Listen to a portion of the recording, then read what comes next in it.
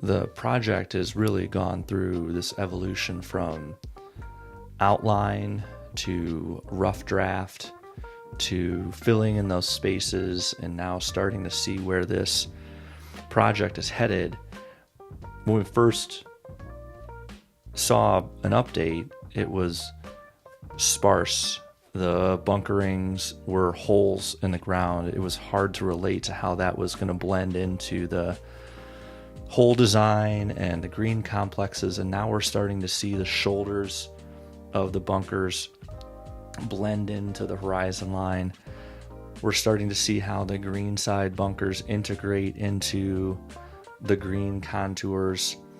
And we're looking at how grass types are facilitating that ruggedness in the golf course that we want to retain. Choosing that fescue to line the edges of the bunkers really gives us that authentic look to the golf course that we want to keep. Also, choosing to sod the greens speeds up the process for us. We can use a great partner to put on bent grass greens that will regrow and be perfect in a short time, while we're also just reseeding the fairways on the golf course. And by doing that, you still keep the wrinkles and the unevenness of a relatively flat site, but keeping the patina of the golf course to us was so critical as we've looked at the right types of products and materials to use to develop and complete the renovation. It's also, how do we maintain forestry in an authentic way? What was this property before we were in here? And it was forest and farmland, and you see how that property comes in and out of pretty densely treed areas, and we don't want to take that away. We want to be what this naturally was. And so now, as we're seeing the detail work come back into the golf course, it's transformational.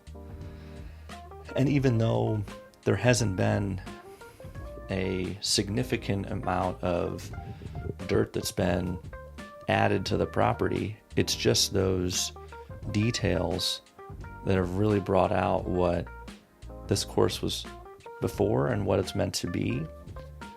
And going back into the back nine, we're getting back into that rough draft. You're seeing how there's these 3-hole progressions in work. You have a team that's essentially deleting what was there, putting in a draft for the green space and where bunkering is. You're having another set of workers come in and define those edges, give it more of a rough draft, and then you have a finisher come in and really look at how the edges and the small work that's going to catch your eye finish the hole. And it's the integration in the back nine that we didn't have before.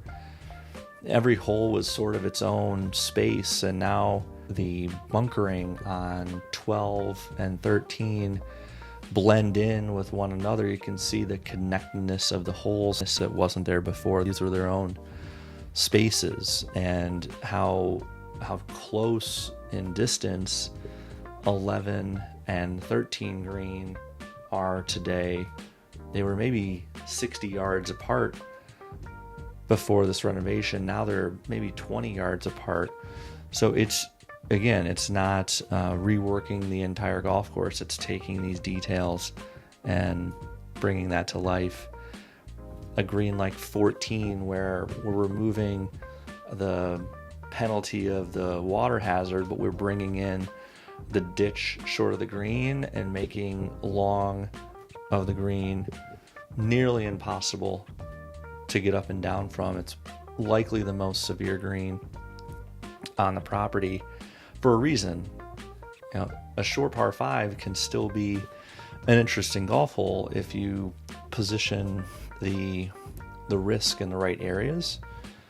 15 is likely the best green on the property, and it didn't really have to change that much. What perspective you have now is that the surface is now viewable from the tee box. The face of the green is now visible, and you can see what's going on, where before the leading edge of the bunker was making that green essentially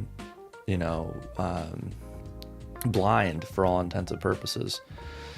So it's these things that I think bring out the strengths of the renovation project. And what we're also experiencing is some days where there's just dramatic change. The next day there it was, sod laid on greens, and you can just see the transformation that adds to where we're at. Looking at 3 green now, looking at 6 green now, looking at 7 green now, that you can really see the contours that were in sand up until this point, and now the grass is being laid and it looks like it's ready to play.